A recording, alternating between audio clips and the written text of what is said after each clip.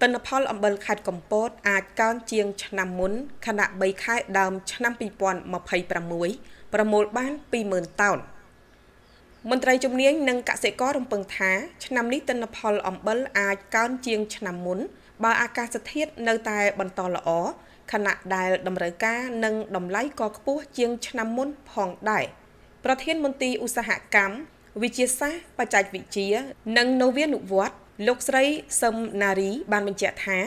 ឆ្នាំនេះការបង្កើតផលអំបិលនៅខេត្តកំពតមានភាពយឺតយ៉ាវដោយសារកត្តាអាកាសធាតុសម្រាប់3ខែដើមឆ្នាំ2026នេះខេត្តកំពតប្រមូលផលអំបិលបានប្រមាណ 20,000 តោនលើផ្ទៃដីផលិតជាង 2,800 ហិកតាដែលមានក្រុមផលិតចំនួន 141 ក្រុមលោកស្រីប្រធានមន្ត្រីបានព្យាករណ៍ថា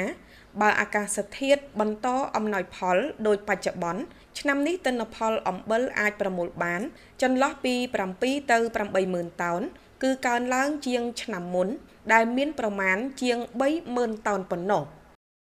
ឆ្នាំនេះយើងឃើញថាការប្រមូលអំបិលនឹងមានការយឺតយ៉ាវជាងឆ្នាំទៅបើតាមខ្ញុំមើលតាមស្ថានភាពជាក់ស្ដែងនៃការប្រមូលអំបិលរបស់បងប្អូនក្រុមផលិតយើងឃើញថាបើរយៈពេល3ខែនេះគាត់ទទួលបាន 7-20,000 តោនអញ្ចឹងបើជាទូទៅយើងការផលិតអំបិលនេះយើងអត់អាចធ្វើការថាដឹងមុនច្បាស់លាស់ណាចាដោយសារយើងដឹងហើយការផលិតអំបិលរបស់បងប្អូនក្រុមផលិតអំបិលគឺគាត់អាស្រ័យទៅលើអាកាសធាតុចាបើសិនជាចន្លោះខែ4ខែ5នេះបើសិនជាមានអាកាសធាតុក្តៅខ្លាំងប្រែប្រួលថាទៅជាខ្លាំងមិនមានភ្លៀងវិញការប្រមូលផលហ្នឹងវាអាចនឹងមានសន្ទុះចាវាអាចនឹងមានការប្រែប្រួលប្រមូលផលហ្នឹងបានច្រើន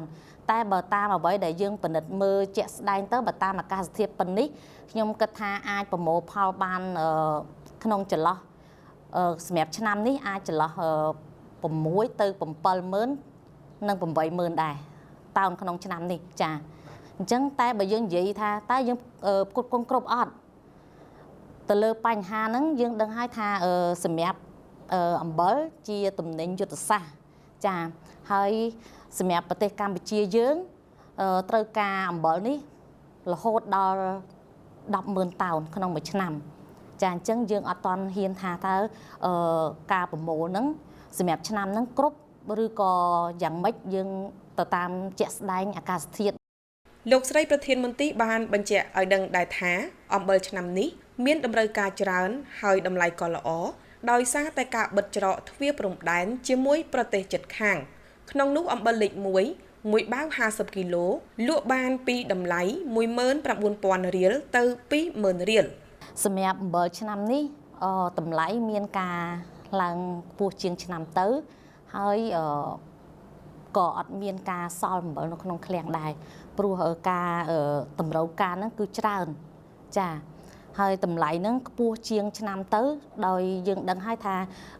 យើងប្រទេសជិតខាងមានសង្គ្រាមធ្វើឲ្យមានការបិទច្រកអញ្ចឹងផលិតផលនៅក្នុងស្រុកយើងដែលជាអំបិលរបស់ខេត្តកំពតយើងអំបិលធម្មជាតិនេះគឺ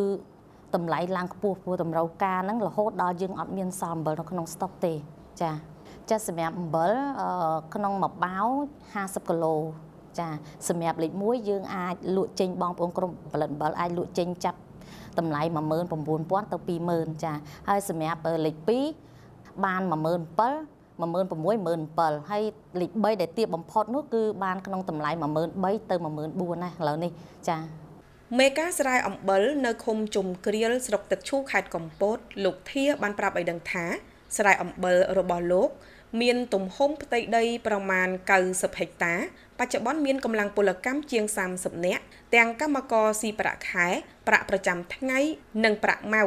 លោកបានបន្តថាឆ្នាំនេះស្រែរបស់លោកចាប់ផ្ដើមរៀបចំថ្នាលបណ្ដុះនិងប្រមូលផលពីខែធ្នូមកប៉ុន្តែដោយសារអាកាសធាតុមិនសូវល្អការប្រមូលផលរៀងរអាក់រអួលទើបតែដល់ខែមីនានេះឃើញការប្រមូលផលបានច្រើនបើមើលអាកាសធាតុនិងសន្ទុះអំបិលដុះទិន្នន័យឆ្នាំនេះអាចនឹងមានការកើនឡើងជាងឆ្នាំមុនបន្តិចឆ្នាំនេះពីដើមដំបូងវារៀងអាក់អួលភ្លៀងញឹកញាប់តិចចាប់ដើមមូលតាមខែ12 ដល់ចូលដល់ខែ3គ្រាន់បើការពីដំបូងមកវាអាក់អួលខែ3ឆ្លងជិតចូលខែ4វាដូចបានផលច្រើនជាងដើមឆ្នាំនេះបានខ្លាំងខែហ្នឹងបើសិនណាជាអាកាសធាតុល្អព្រោះអំបិលវាបានខ្លាំងខែ3ខែ4ខែ2ហ្នឹងហើយដល់អាខែក្តៅខ្លាំងចុះដៅខ្លាំងវាដុះខ្លាំងប៉ុន្តែមេឃខ្ញុំសូមតែព្រលឹមឡើងដូចចង់ធ្វើទុកដែរដល់ថ្ងៃតិចបាញ់វាដូចបំណយផលបើវាបំណយផលតាំងពីព្រឹកដល់ងាកអំបិលបានខ្លាំងស្រែមួយមេឃរាំងបាន30តោនណាមេឃអត់សូវរាំងបានតាមណើណាបើថាយើងធ្វើបានពេញ20ជាង30តោនហ្នឹងស្រែទូចមួយនេះបាទហើយបើស្នាជាយើងធ្វើបានកន្លះយើងបាន5 10តោនពី10តាមអាកាសធាតុអាហ្នឹងបើថាមេឃវាក្តៅខ្លាំងយើងធ្វើបានច្រើនអានេះ5 10ម៉ែត្រ25ប៉ុណ្ណឹងប្រហែលនេះគុណរយៈពេលប្រៀបធៀបទៅវាឆ្នាំនេះវាច្រើនជាងឆ្នាំមុនច្រើនជាងតិចអត់ច្រើនដូចយំគឺនិយាយថាដើមខែឧសភាសប្តាហ៍ទី1ចប់អានឹងតូចយំពេលនិយាយអានេះស៊ីសោតតាមមេឃអត់ទៀងទេព្រោះថាមេឃអំណោយផលធ្វើរហូតដល់មេឃវាអត់អំណោយផលចប់យ៉ាងណាក៏ដោយបើតាមការបញ្ជាក់របស់លោកស្រីប្រធានមន្ទីរគាត់នៅមិនទាន់ដឹងច្បាស់ទេថាតើអំបិលឆ្នាំនេះអាចគ្រប់គ្រាន់សម្រាប់ការប្រើប្រាស់នៅក្នុងស្រុកឬយ៉ាងណានោះប៉ុន្តែលោកស្រីបានលើកទឹកចិត្តដល់ប្រជាពលរដ្ឋឲ្យជួយគាំទ្រផលិតផលអំបិលខេត្តកំពតដែលជាអំបិលធម្មជាតិសុទ្ធសាធផលិតឡើងតាមបែបប្រពៃណីដូនតាបន្សល់ទុករាប់ពាន់ឆ្នាំមកហើយលោកស្រីក៏បានស្នើដល់បងប្អូនម្ចាស់ស្រែអំបិលទាំង171ក្រុមលើផ្ទៃដីសរុបជាង3389ហិកតាខិតខំផលិតអំបិលឲ្យបានច្រើនដើម្បីបំពេញតម្រូវការប្រើប្រាស់និងនាំចេញទៅក្រៅប្រទេសពិសេសក្រុមផលិតអំបិល GI កំពតកែប